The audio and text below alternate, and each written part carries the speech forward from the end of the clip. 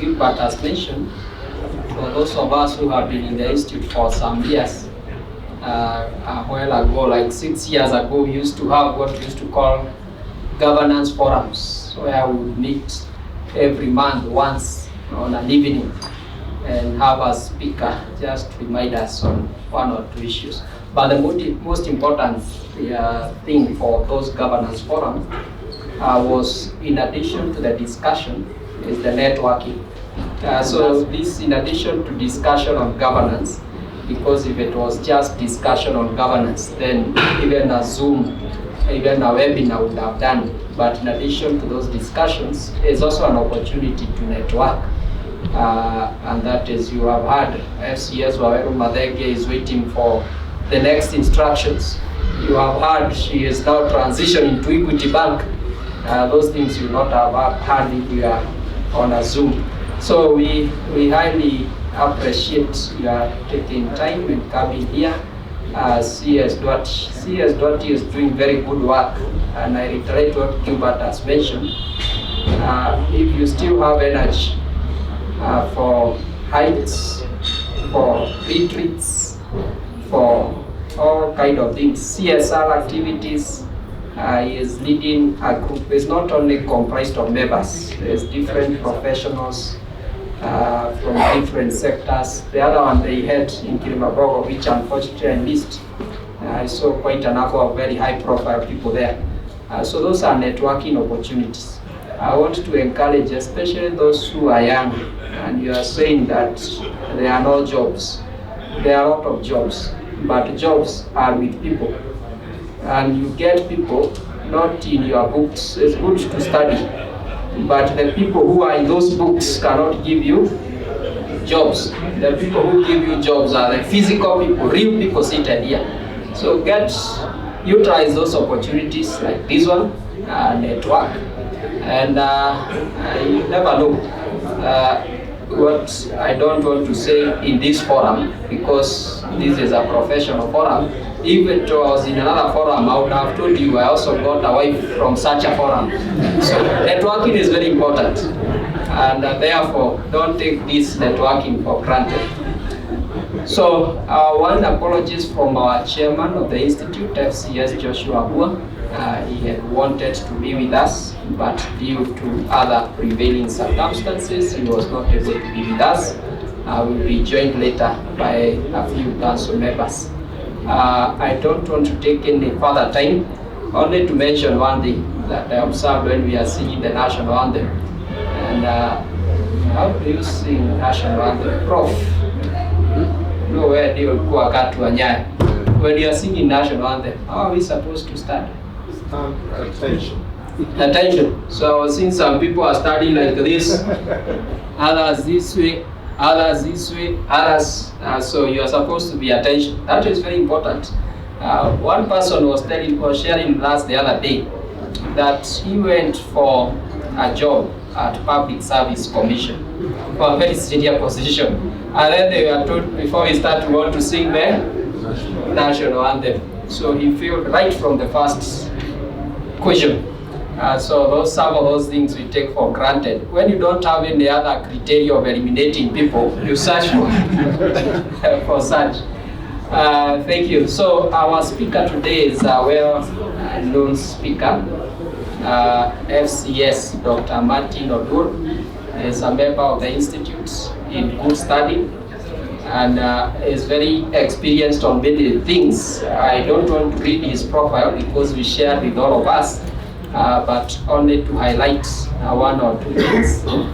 He is the founder and also the leader of a group called the Leadership Group, which deals on matters governance, leadership, executive coaching, and so many other things on leadership development. FCS Martin Oduor is also an author of a book here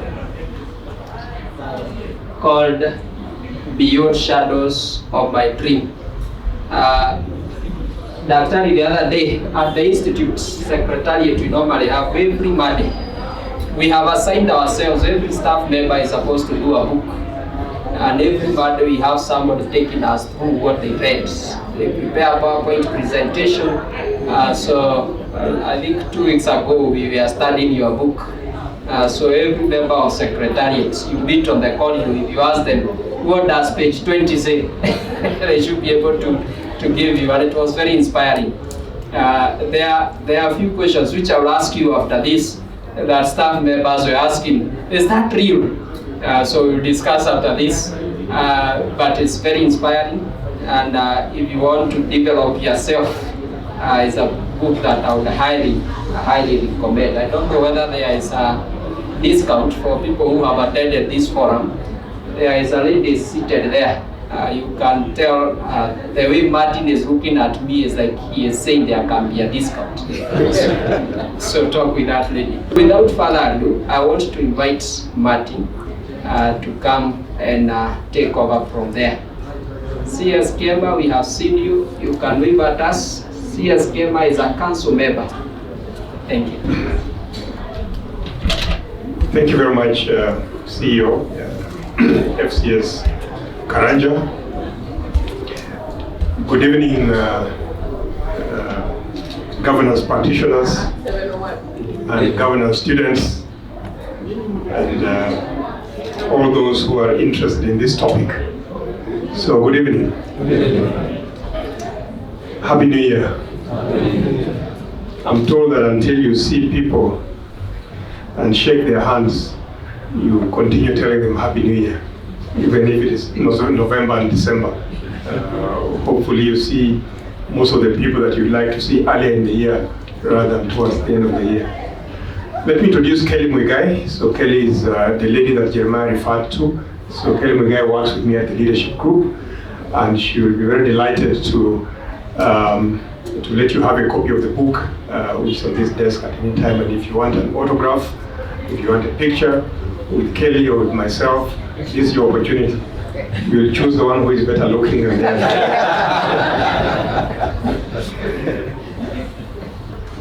So, very delighted to be here this afternoon, this evening, and thank you, the Institute, for inviting me here. My name is Martin Oduor-Otieno, and as Jeremiah says, I wear many hats. Over the last 8 years, the hat that I wear is the hat of Executive Director of the Leadership Group, which I set up at the end of 2015.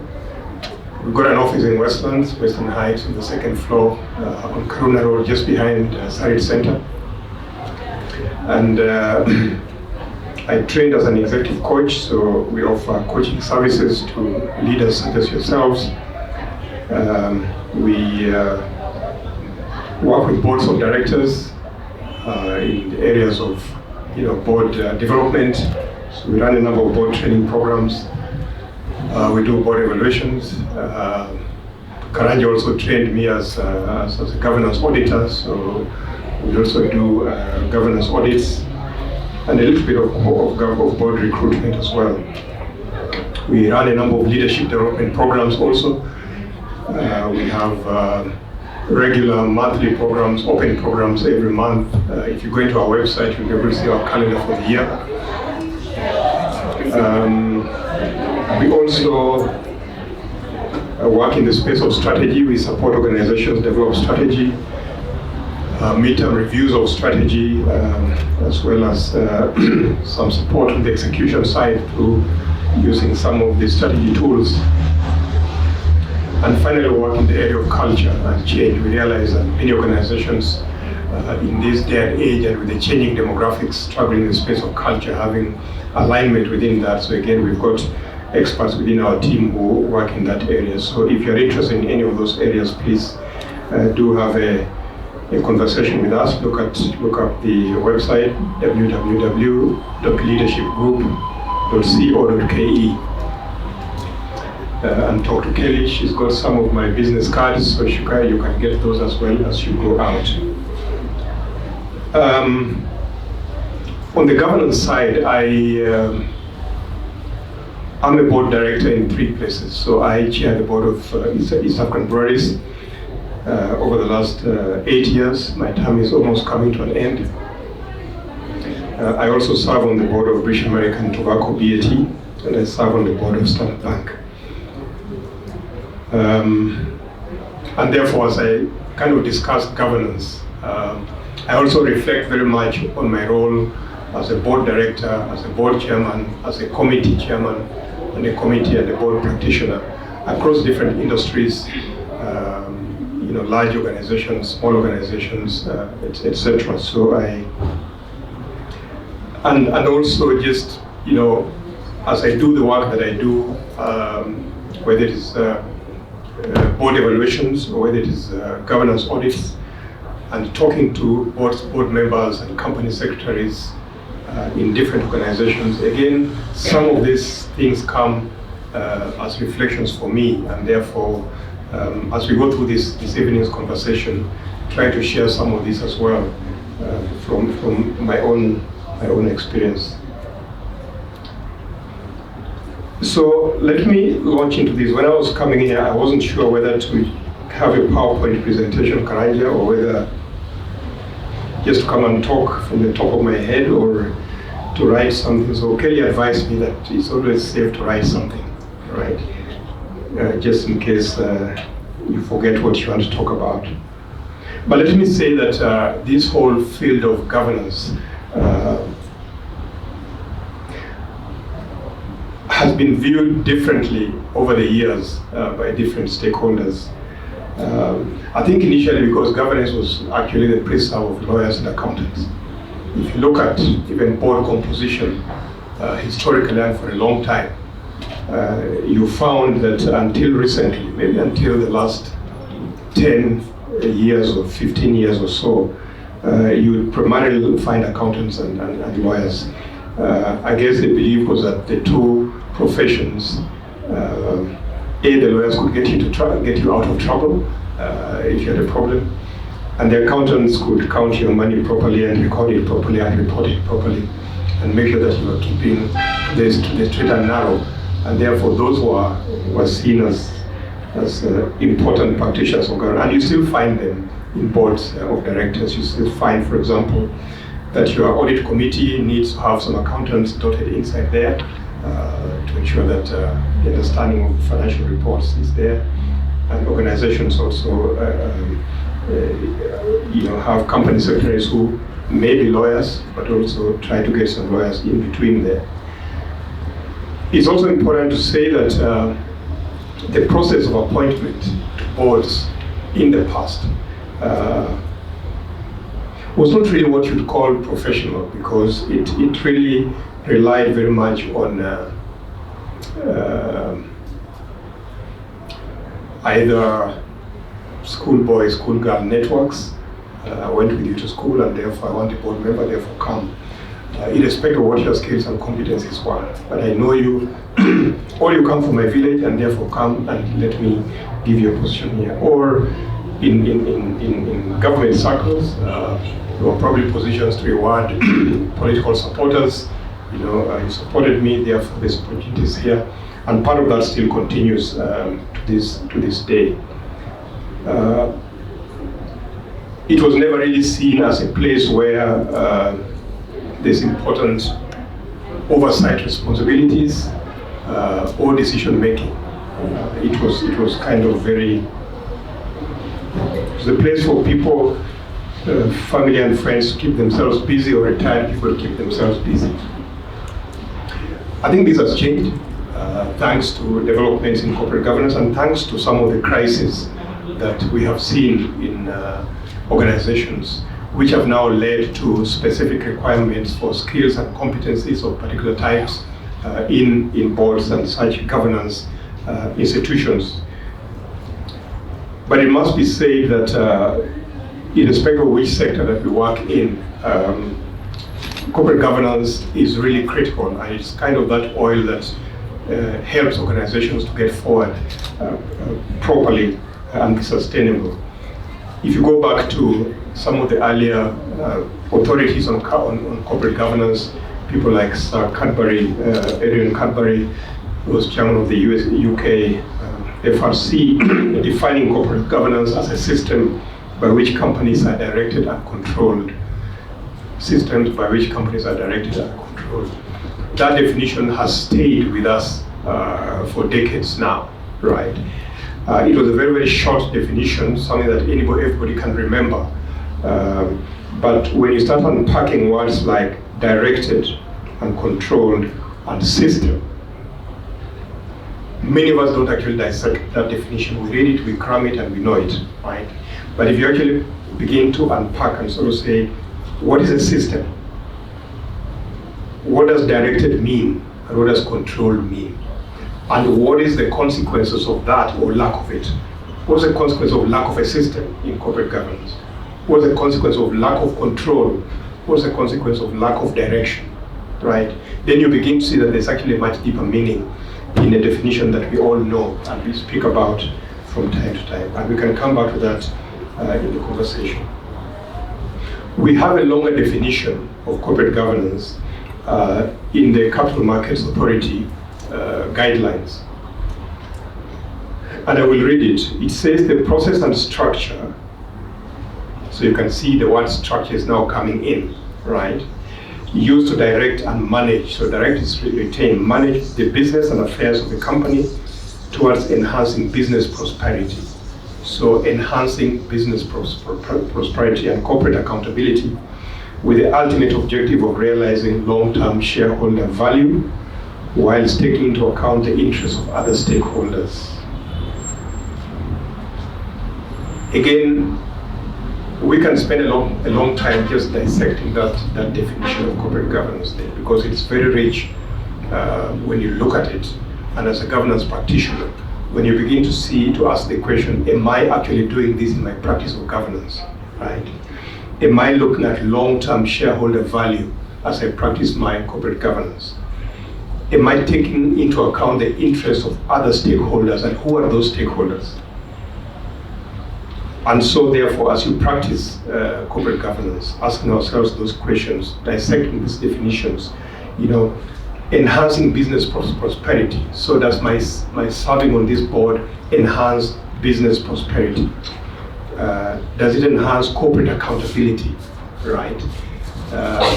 And so I'd like to invite you, after the session, during your free time, again, just to go into these definitions and just see in your own practice, is this what you are doing, or is there something else that you and your colleagues, either on the board or in management or in your own, spaces, needs to do? And because the context that this gives is really important to us as governance practitioners, as CSS, in the work that we do. You only need to look at, go back into the corporate collapses that we know about, institutions which were really great some time back, and some of you have probably been involved with this, or at least have been part of this. If you look at the saga at Uchumi and Nakumatt, all of us bought things and were really great customers of these two institutions. I remember when I was a young man, long time ago, I was living in Buruburu, and every weekend, me and my wife used to board bus number 22 to come to Uchumi and do shopping on Aga Khan Walk. There was Uchumi, I don't know if it's no longer there, but we used to come and buy our provisions for the week from there, then board that bus and go back to Buruburu, and therefore we have fond memories for institutions like that. And Nakumatt, we still cry at the demise of Nakumatt, because it was probably ahead of its time. But you can see that the implications of collapses in some of these institutions go beyond that. It actually brings back some emotions to those who have been associated with those institutions as well, just like I'm saying. And then you think about some of the other institutions. You think about Chase Bank, which again was ahead of its time. When I talk to people who had accounts at Chase Bank, they tell me, service was excellent. You went in, they knew you by name, and they served you and gave you facilities at the right time, etc. And we can run down the list of very, very many institutions and the impact that they are not being there have been felt. I mean, even as late as recently, at River Cement, I remember going into their office on near the Museum Hill and having conversations with them on some issues, and they died. Then you begin to ask questions about some of this, and therefore our role as governance practitioners become really, really important. We know about those four pillars of corporate governance: accountability, responsibility, fairness, and transparency. And when you look at the collapse of these institutions, you begin to think that one of these four things must have been missing. Was there full accountability? And to who? Did people take responsibility for what they're doing? And for the various stakeholders that were relying on those institutions? Was there fairness to the respective stakeholders, whether they're shareholders, minority, majority, and the other stakeholders? Was there transparency in the sense of reporting to the respective stakeholders? Were things above board? Were things not above board? And you may then say that some of the causes of poor corporate governance or lack of it, or something that then leads to the demise of these institutions, could be a number, and I've picked up a couple of them. One is, as I've mentioned, lack of transparency. So transparency in the decision-making process. Is it a one-man or one-woman decision-making organization? What's the implication of that? Is it a kitchen cabinet? Is it the decisions that are made around a table at breakfast time in family-owned businesses, for example? And should they be considering other things and other stakeholder views beyond what they have just discussed around the breakfast table?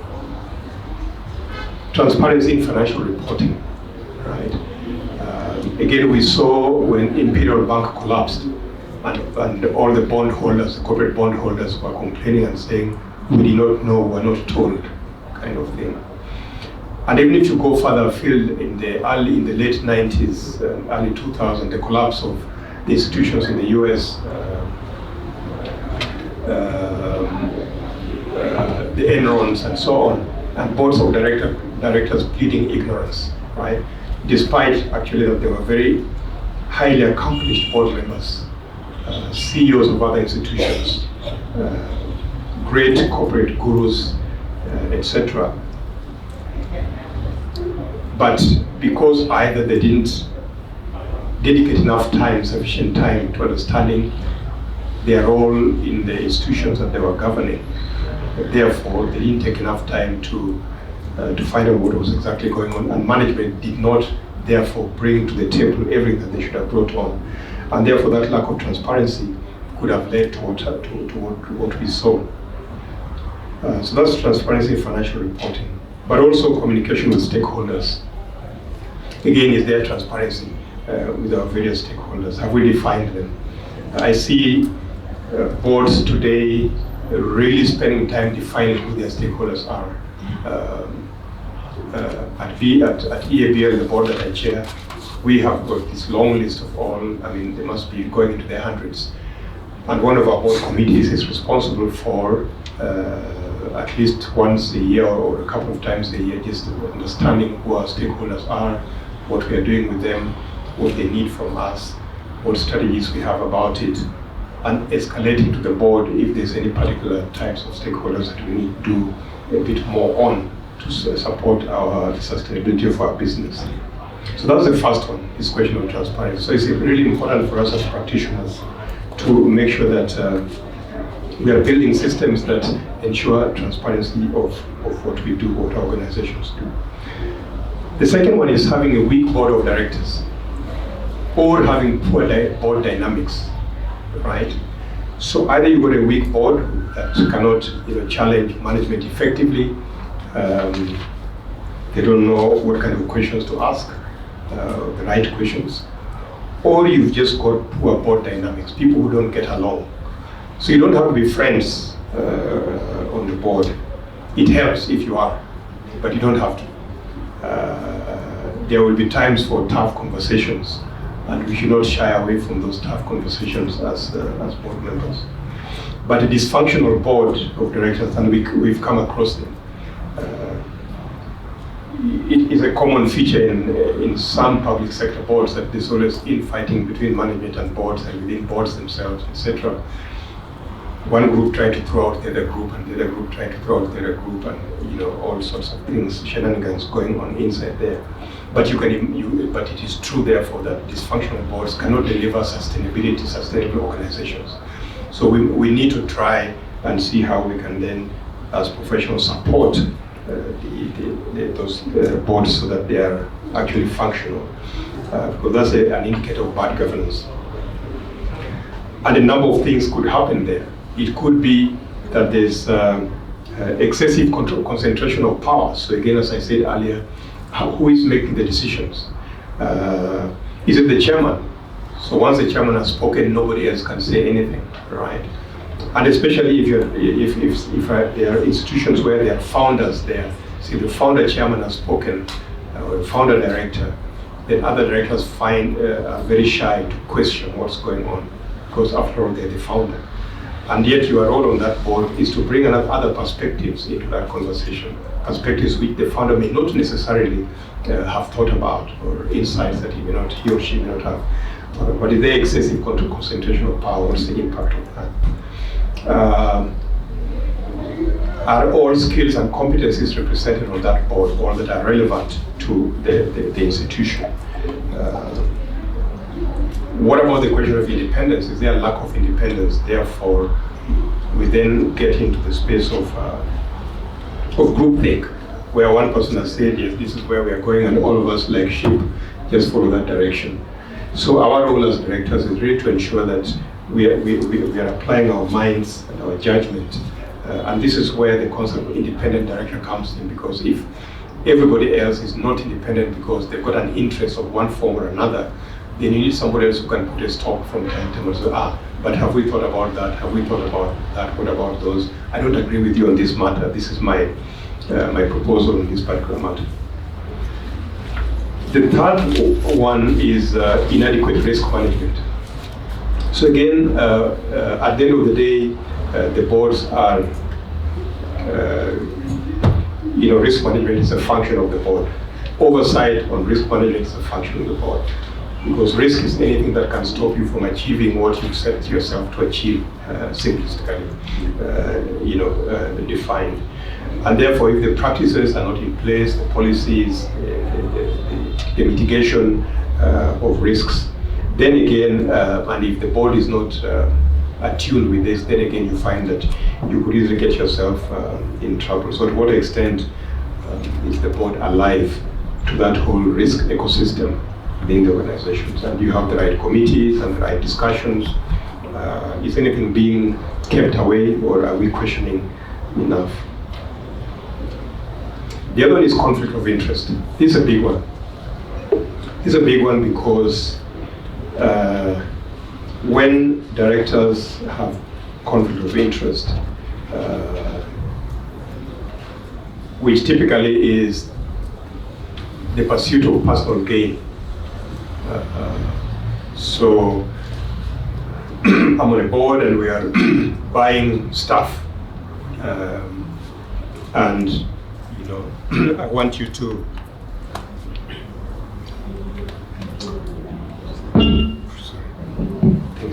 things. Yeah, so typically some of the areas that I see which are obvious areas of conflict of interest, areas of procurement, for instance, areas of recruitment, areas of investment. So if I've got an interest there and I'm not declaring or disclosing it, but even after I do that, I still want it to fall in my favor. then clearly that could lead to other consequences. So it's important. It demonstrates that governance needs to have a frame. This could lead to financial loss, financial mismanagement, inaccurate reporting. Therefore, you might be trying to be transparent, but you are being transparent on wrong things because you don't have adequate internal control systems that can ensure accountability and compliance. I also want to mention poor stakeholder relations. In this day and age, stakeholders, or rather everybody is a stakeholder. You've seen many things. So affordable housing, right? So somebody went to court and he said there was no public participation. So we are all stakeholders and we were not consulted. Therefore, even if there were things that were coming up along the road, the board was then equally involved. So for example, in 2020 we had COVID. So if we had strategies prior to 2020 that were running, then you got this huge disruption of COVID which kind of kills you. I was a board member of Kenya Airways at the time. And you can imagine as board members, one day all your 40 aeroplanes are sitting on the ground. And you have a strategy saying we shall fly here, we shall fly here, we shall make this kind of money. And so, the role of the board in coming together and sort of saying, okay, so what do we do next? Passengers are locked up in their houses, they're not going anywhere. Therefore, our planes are on the ground. And so, thinking, having a process of thinking between management and the board. Oh yeah, but people are in their houses, but people are sick, they need medicine, they need PPEs, they need this. Why don't we convert some of our planes into cargo so that we can go and get cargo from wherever these things are common and whatever. And so the airline converted a number of planes and increased capacity in that space, and it has helped them even post that situation. And therefore the involvement of boards in strategy, both at the development stage and at the execution, and supporting management where some hiccups may arise is important. And you can look at all the organizations that all of us know about and just begin to ask or reflect on some of those questions. Those points that I've listed are not unique to the corporate world or to private sector. Even if you look at our state corporations in this country, look at the reports of the control of budget, which we have been reading recently, or the National Audit Office, you still come across issues that would fall within some of those areas that I've been talking about. Transparency, risk management, conflict of interest, the role of boards in those institutions, etc., etc. And so fundamentally, when I talk about governance or leadership, actually, I normally say that there's nothing new that we don't know in these spaces. Because we've gone to school, we've read about them, we've been to sessions such as this one's, we've probably written books about them. Every day in the newspapers we read about them. So what is the problem? What ails our governance? That's the question. Because we know, I forget which book in the Bible, for those of you who read the Bible, which says, we know but we don't do. There must be, maybe the letter of St. Paul to some of those audiences, or St. James or somebody, but there's something. So this has been around with us for a long time then, right? So we know everything about governance, and yet we don't do. We still find gaps and we complain. Is it us as professionals sitting in the boardrooms who are not playing the role that we should be playing? Is it some inadequacy in the governance systems, which again we are either afraid or scared to plug? The systems, the processes, the tools. Do we have sufficient tools, adequate tools, or can we develop them that enable us to execute the required governance responsibilities? Or is it just that we as a people have got a propensity for exercising poor judgment or making bad decisions? Or is it just that we are greedy? It's just pure greed.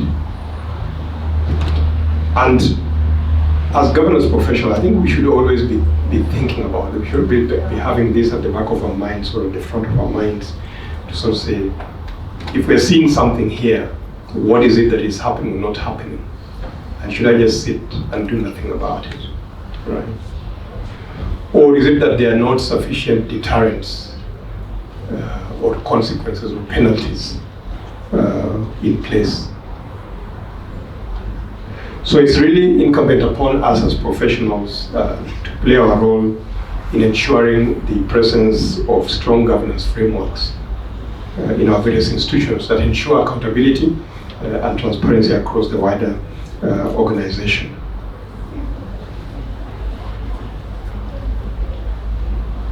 It's also important to ask what governance experts or regulators need to do beyond producing guidelines, on this subject, because the guidelines are there and we know them.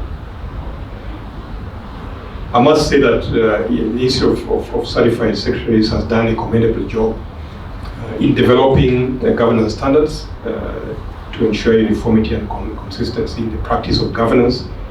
The Institute has created a forum for celebrating exemplary governance practices through the Champions of Governance awards, which has been around for a while.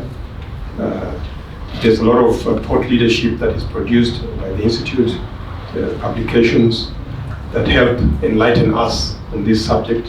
And I do hope that when Jeremiah sends them out, that we actually read them and at least make reference to them from time to time, because there's just so much material resources in the world these days. It's important for us at least to pick a few and focus on this, especially if we are really keen and interested in this space of governance as practitioners. There's just so much out there that we can. But let's start from home. Let's start by consuming what the Institute is producing and continuing to learn every day in this space. I think it's important for us to really focus on the on boards. I say this because at the end of the day, the responsibility for successful or not successful institutions starts with the board. You may have a very good management team, but if they see that the board is either not interested, not caring, not passionate about the institution, then they will also relax. And so this partnership between the board and management is really important. And when we talk about boards, then the questions to ask are around the composition of our boards. I've been very pleased that increasingly, especially since we've started working in the space of board governance and board evaluation, if these tools are used properly the way they're supposed to be used, then you can actually evidence improvement in governance in institutions. If, for example, the board itself can look around the room and say, we have a room of 7 board members and all of them are accountants, but we're in the business of, drilling oil. That's a bad example in this day of ESG. So we're in healthcare, right? Maybe we need somebody who understands healthcare amidst us here. Maybe we need somebody else in some associated industry here. Maybe we need somebody else. So let's sacrifice a few of these accountants and bring in 1 or 2 other people who can bring different perspectives. And I'm seeing that conversation taking place in boardrooms today.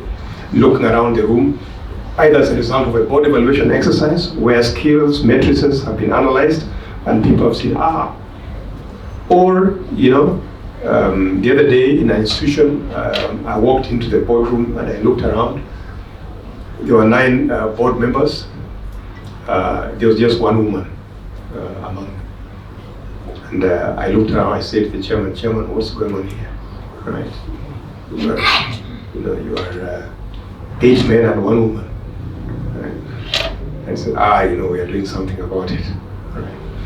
But it may be a simple thing, but the fact that boards are now beginning to appreciate that you need this diversity and these skills in other areas. The board composition is really, it should not be taken for granted. And when we, I think I was at the last ICPS, one of the ICPS events in Naivasha, and those from the public sector were saying to me that our boards get appointed or nominated by the government. The president nominates chairman, chairpersons, and the minister or the peers nominate the board members. Therefore, we have no role in competencies and skills, the diversity within the board. And my response was, yes, it may be so, but what role can you play in influencing the appointing authority to sort of say, yes, you can bring all these people who campaigned for you at the last elections, but when you bring them, please ensure that we've got one scientist, one lawyer, one digital specialist, one, etc., etc.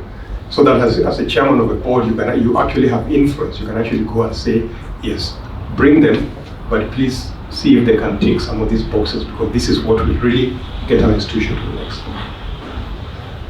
The second one, which I've made reference to, is this whole commitment to integrity and ethical behavior. Really important.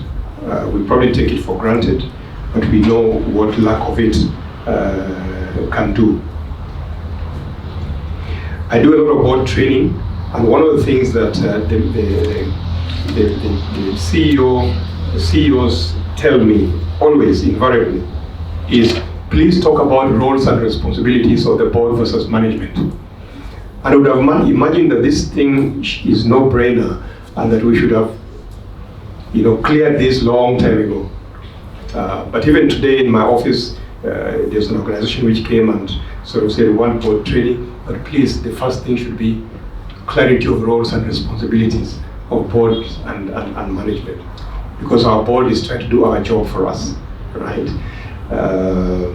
And the board is saying, but management is not telling us everything. And when the chips are down, it is us who are going to be blamed. Therefore, we must know everything and we must open up everything that is happening here. And so, really, you as governance practitioners helping clarity in that space. We talked about strategies, but again, that alignment is quite important. One of the things that I come across also is where the board and management are not aligned on strategy. Even if it's taking you a whole year to develop this strategy, it's really important that we get that alignment. And again, as practitioners, we can help, because if it is not, then somebody is going to be completely unhappy here. Either the management is going to be saying, this was the board strategy, we are not involved, therefore we cannot do this. Or the board saying we didn't approve this and therefore we don't know what those guys are doing. And therefore that alignment on strategy and goals is quite important. And then obviously we talked about accountability, or accountabilities there.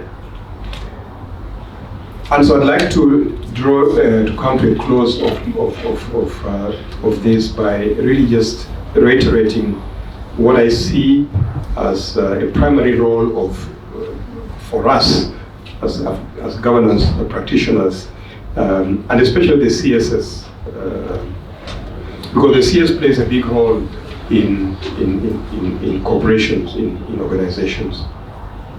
They are the governance expert. The institute is the governance profession, right? And therefore members are governance experts by definition. Therefore, our role is really to see to it that there is effective organizational governance. We've moved long time ago from taking minutes. I remember a long time ago, I worked at Barclays Bank long before ABSA, and I was company secretary at one time. And all I did was to go into the boardroom and write minutes. The board members were much more senior and much more superior to me, and therefore I couldn't even open my mouth to ask them anything, right? But I diligently took my minutes, took them to the CEO to see how they were, to the chairman, and waited for the next meeting. But we cannot do that in this day and age. We need to ensure that there are robust governance systems and structures in place, because we are advisors of the chairman, of the board. We need to understand the tools that are available so that we can introduce these tools in our organizations, right? I still find organizations which are manual in their board papers where they still carry files in this day and age. And I get shocked when I do that. When there's so many tools, e-tools available for boards this day, and some of them complain that those things are expensive. But that's not the issue. I think the issue is that how do you create efficiency, effectiveness on this, in this matter. And this is our role as governance practitioners, as CSS. The second one is around our relationship with the chairman and the CEO, supporting the chairman and supporting the CEO, or at least ensuring that there's collaboration in that respect. Because as CS, you are a strong advisor to the chair, in particular. And the really successful CSS that I've come across or that I work with are those who stay quite close to the chairperson. They bring things to their attention, whether they're going well or not going well. New developments, they are with it in terms of learning, and therefore they can propose things. They listen keenly at the board meetings, and they can pick up something that is not going the right way, and and raise their hand and bring to their attention something. So they add more value than what I did in my days as a CS at Barclays. And therefore that relationship is important to develop. The third one is the board and committee processes. If you recall those definitions that we started with at the beginning, which were around process and systems and tools. So the processes for both the board and the committees, again, lies in the hands of us as CSS. We help the boards and the committees in their functioning. So I was talking to a board chairman this morning, and one of the issues that he raised was,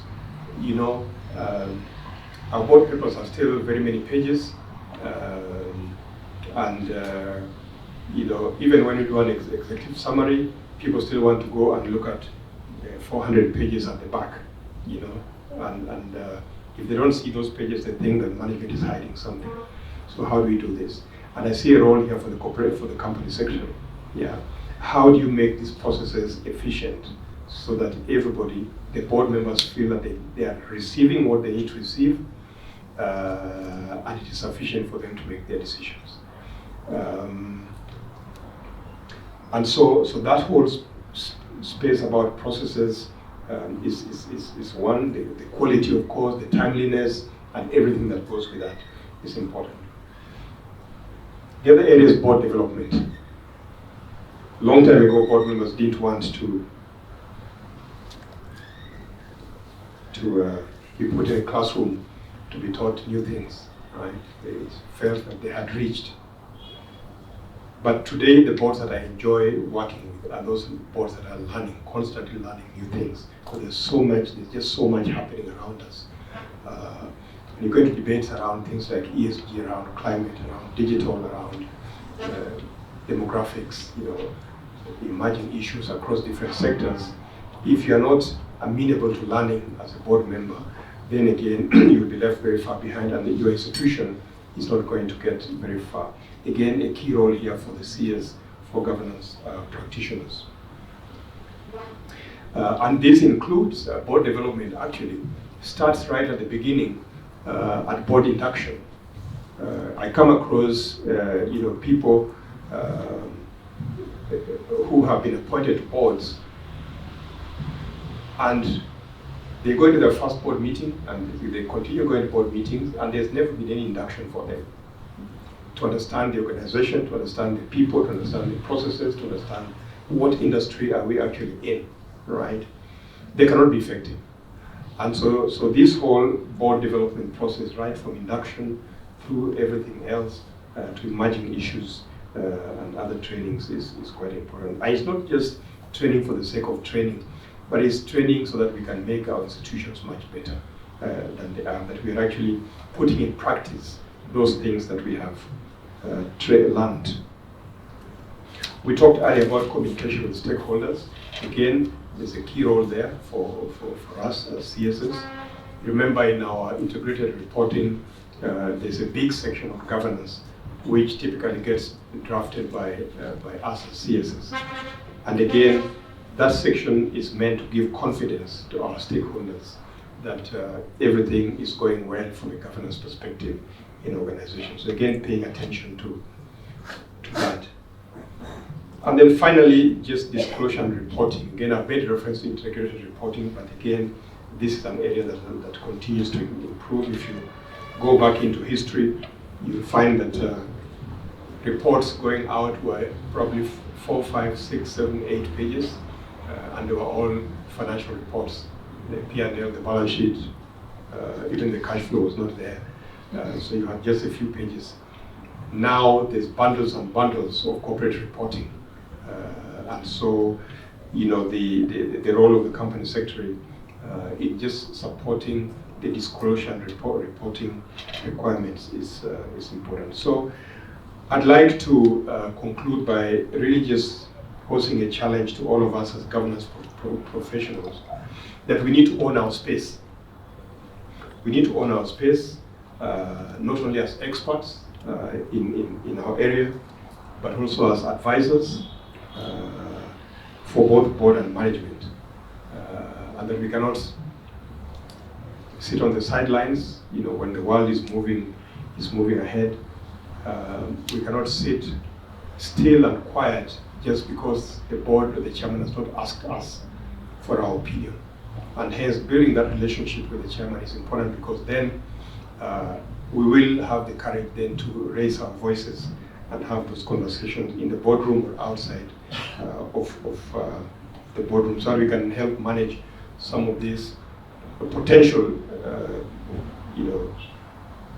poor governance issues which we may be seeing, but we don't want to talk about. Now, obviously, there's a risk that if we open our mouth too loudly, we might lose our jobs or lose our fee earning opportunities. But you'd rather lose that than get your organization into a situation where it becomes history, like many of the organizations that we have seen, just because we didn't raise our voice when we could have raised our voice on some of the matters that we are seeing. So your organizations are counting on you. I think the country is counting on you. The world is counting on us as governance practitioners to continue to make this space a better space tomorrow than what it is today, next year than what it is this year, and to really support that process. Let me stop there and thank you all for listening. And we can have a few questions, Jeremiah, so that we can also hear other perspectives from the team here. Thank you all very much. Thank you very much.